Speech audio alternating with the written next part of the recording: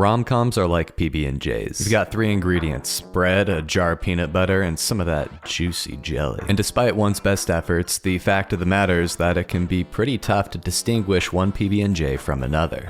I'm gonna give up on this metaphor. What I'm trying to say is that Makeine is one of the tastiest peanut butter and jelly sandwiches I've eaten in a long time. Ever since it finished airing, Makeine has stood head and shoulders above a lot of its contemporaries in my head, but I wasn't super sure as to why. Off the top of my head, the show really checked every single box. It had wonderfully imaginative opening and ending sequences, both expressive and colorful animation, endearing characters, and gags that'll make you...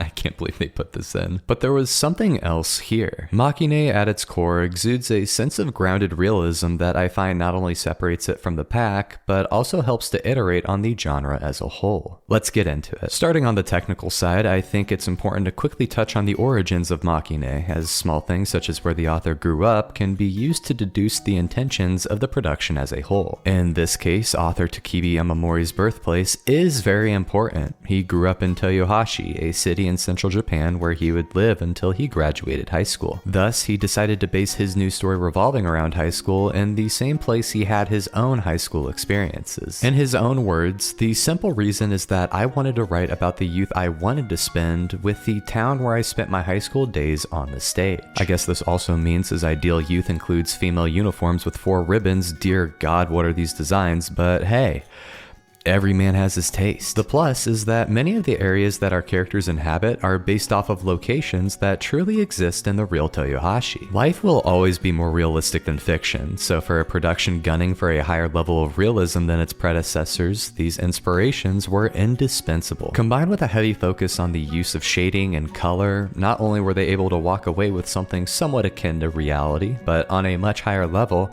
it just looks beautiful. You can mince and match words however you'd like to validate artistic decisions, but if it ends up looking like the love child of Rainbow Dash and the Cat movie, nobody's gonna care. Makeine was blessed with a glut of talented artists, and as a result, characters just move way more in this show than other productions. Rom-coms are more often able to get away with subpar animation when compared to other genres, simply because...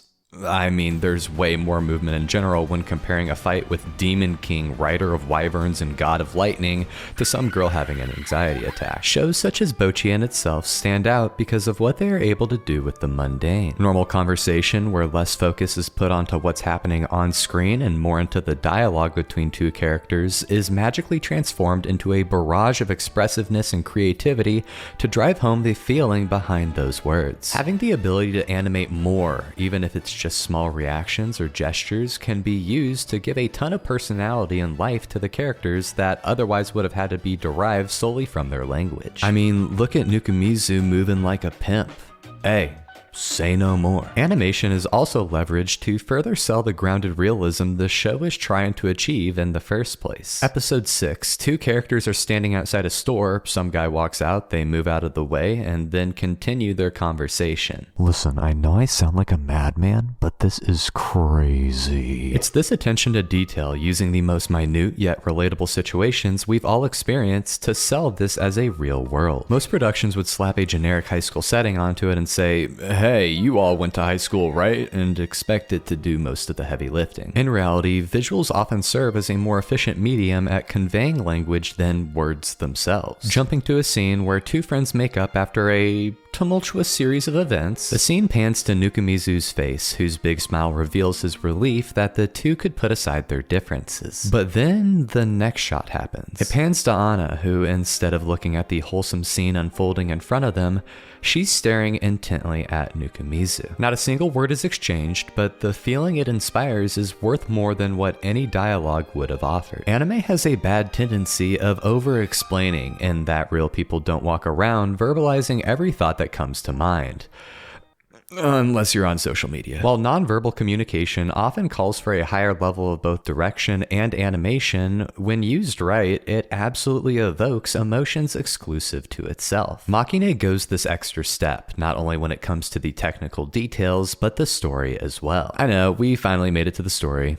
Yay. And while it took this long to get here, that's not to say the narrative was an afterthought. The title Makeine is an abbreviation for the full title, Too Many Losing Heroines. The entire premise is that instead of establishing some sort of love triangle between those enamored with the same dude, we fast forward to the end and follow the girls that lost, some gracefully, others not so much. This immediately makes for a unique circumstance. Instead of the emphasis being put onto the often used misunderstandings and will he won't she shenanigans, right off the bat, our main characters are left to process all of these unrequited feelings. Some episodes absolutely hammer the comedic aspects, which the show does so well, but others take their time to emphasize the idea that just because they were rejected doesn't mean that that's the end. It takes both time and effort to get over somebody you fell in love with, and Makeine really takes the opportunity to explore how different personalities may go ahead and do so. Some may hide behind a guise of happiness, others may do their best in secret, but all of them are in pain, reminiscent of the past, which sets a pretty distinctive tone from the offset. Now, if this was all Makeine had to offer, we'd quickly go from quote-unquote grounded realism to crippling depression.